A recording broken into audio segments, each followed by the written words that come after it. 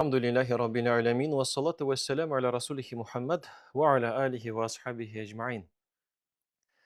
Birdan bir kunni bir больницаga bir qarт bobay keldi. O'zi musulmon, Qur'onni yoddan bila turgan. Ham tabib yoniga kelgach, tabib albatta musulmon bo'ldi. Tabib uni qaragach aytdi, "Senga operatsiya ishlatishlar kerak. Bir ikki soatdan so'ng ishlay olamiz. Ayda hazırlan." Bu qarт bobay yig'lay boshladi. Tegadi, "Qayg'urma deyali.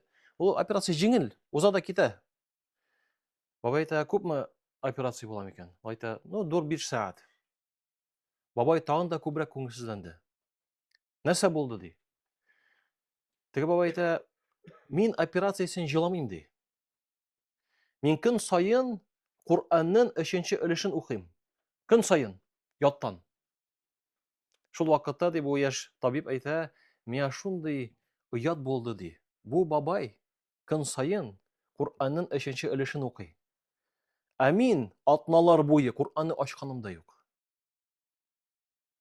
Shul vaqtda bobay aytadi, "Ayda mana shunday ishlaylik. Men 2 rakat namoz o'qiyman-da, sen meni qoldirasan 1,5 soatga, men o'qiyman. Ko'pmi bo'ldira olam, shul xatir o'qiyman" deydi. Anara operatsiyani boshlarsan deydi. Shulay ishlaylar. Anesteziya salgach, yiqaga ketaydi, ham mana shul yosh tabib aytadi. Mana shul yiqaga ketgandan beri operatsiya bitgancha qadar bu ulug' tovush bilan Qur'on o'qib yotgan ekan.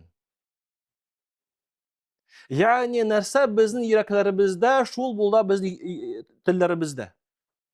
Narsa bizning yuraklarimizda, shul bo'ldi bizning ko'zda. Ko'zda, tilda, yurak bilan beyli. Shokira agarda biz tilimiz biror nashor narsaga qaraga, gunohli narsaga, yot xotin qizga qaraga tilimiz ekan, yo'sa g'aybat so'z, nashor so'z aytasimiz kerak ekan, demak, bizning yuraklarimizda og'riq bor. Bu o'zimizga bir indikator. Ya'ni yuraklarimizni shifolaroq kerak. Ne uchun? Biz onlarga muhtoj. Abu Hurayra shunday matoslar aytadi. Al-qalbu malikul a'do. Yurakti un butun a'zolarning podshosidir. Va javarihu junuduhu va riaya. Onun a'zolari, kishining a'zolari qalbining, yurakning askari ekan. Fa in taba al-maliku taba junuduhu va riaya. Ham agarda yurak chista, yaxshi, ixlos bo'lsa, yaxshi yurak bo'lsa, shul vaqtda onun askari da yaxshi bo'lacak. Ya'ni ishlanib turgan amallar, so'zlar yaxshi, igilikli bo'lacak ekan. Va in khabusal malak. Lekin agarda yurak yo'sa podsho nashar bo'lsa, fahish bo'lsa, khabusa junuduhu va riaya. Shul vaqtda onun askari da nashar bo'lacak. Ham ikkinchi yoqdan, agarda bizning a'zolarimiz nasharda, izgilikda ishlamaylar ekan, gunohga botalar ekan, gunoh qilalar ekan, demak, tag'in qaytamiz narsaga, yurakka qaytamiz. Bu bizga o'zimizga kerak. Sog'lik salomatlik bo'lsinmi, ruhiy, fizik sog'lik salomatlik bo'lsinmi, u yurak bilan bog'liq. Ko'p kishilar aytar bit, nervidan ko'p og'riq ushlar bit. Nervdan tugul. Agarda yurak nashar, agarda podsho nashar, u ruhiy og'riqni tugul, u a'zolarga da og'riq beradi. Chunki Payg'ambar Muhammad sallallohu alayhi vasallam aytadi bir hadisda, An-Nu'man bin Bashir, Sahih Muslimda keladi. Payg'ambar Muhammad sallallohu alayhi vasallam va inna fil jasadi mud'a. Siz u hadisni bilasiz.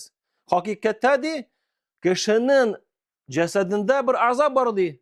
Ida salahat jasadu kullu. Agarda u yaxshi bo'lsa, isloh ravishida bo'lsa, og'rimay turgan shista bo'lsa, yurakmi, ixlos ko'ngilda bo'lsa, onun butun a'zosi da yaxshi bo'lacak. Sog' salomat, eson sog', ruhiy yoqdan da, fizik yoqdan da. Va idza fasada al-jasadu kullu.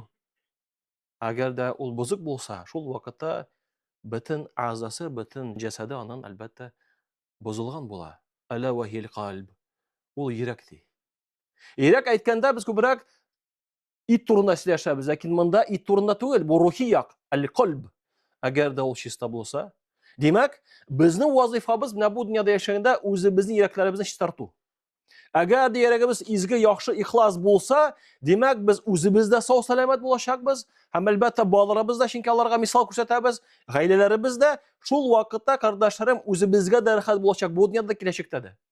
Biz qaytamiz ana tigi gil isga tutgan oyatga. Yuridullohu bikumul yusra va la yuridu bikumul usra. Alloh subhanahu va taolo sizga yengillik tili, og'irlik tilamay. Yengillik tili, og'irlik tilamay. Baxtli bo'lasinglar, yurak. Baxtsiz bo'lasinglar ekan, yurak. Buz yuragingni. Agarda butunsi yaxshi bo'lsin, tinchlik bo'lsin, baxtli bo'lasinglar, bu dunyoda kelajakda sog' salomat yurak, qalb ishlar onun ustida shistart. Ham indikator tag'in bir taqvar narsa ol. Indikator bizning ko'zlarimiz, so'zlarimiz. Buzuq, nashar, yovuzlikqa olib boradigan so'zlar bo'lsa, demak yurakda og'riq. Agarda ko'zlarimizda nashar yoqqa qarasa, demak yurakda og'riq, shistартырга kerak. Ibn Kathir shunday matoslar ayta, Allohning rahmati di, ul qoida, bir qonun, bizning dunyomizda bir qonun bor. Nendey? Narsa bilan kishi yashadi, shunarda o'lashak. Anishik o'lashak, shulay qo'borlashak. Payg'ambar Muhammad sallallohu alayhi vasallam sahih Muslimda shulay hadis kelar, ayta: Yub'athu kullu 'abdin ala ma mata alayh. Har bir qul narsada o'lashak, shuni bilan qo'borlashak. Shukra agarda mana shu misol olsak, bizning misolga, shu bo'lgan voqeaga, ne uchun bu babay Qur'on o'qidi siz vaqtida? Chunki yuragida Qur'on, Qur'on bilan yashadi. Abid yiqul kichkina o'lim. Haqiqiy o'lim kelsa. Shukra qay bir kishilar shunday voqealar bo'lgani bor. Yigitlar mototsiklda birilarida o'lgan qanday yatalar, politsiyskilar shahada aydi, la ilaha illalloh aytdigi, muzika jalab o'tira. Chunki u onu bilan yashagan. Kimdir ular oldindan opera siri, yo'q men qo'yg'izdi, klassika qo'yg'izdi, men tanlysam keladi. U onu bilan yashagan. Kimdir balam deb ula, u bola bilan yashagan. Motorsiz bitim balam bilan yashagan, u durust tugul. Oyoqlar, qo'llar zigin shuluq balans yaqin berdi Alloh subhanahu va taolo. Shukra bizning vazifamiz yuraklarimizni shistартib, izgi amal qilib, onun bilan yashirga. Chunki eng zo'r ne'mat ul Allohning bergan ne'mati ul islom dini. Allohni tanu. Ko'pmi kishi Allohni tanimay.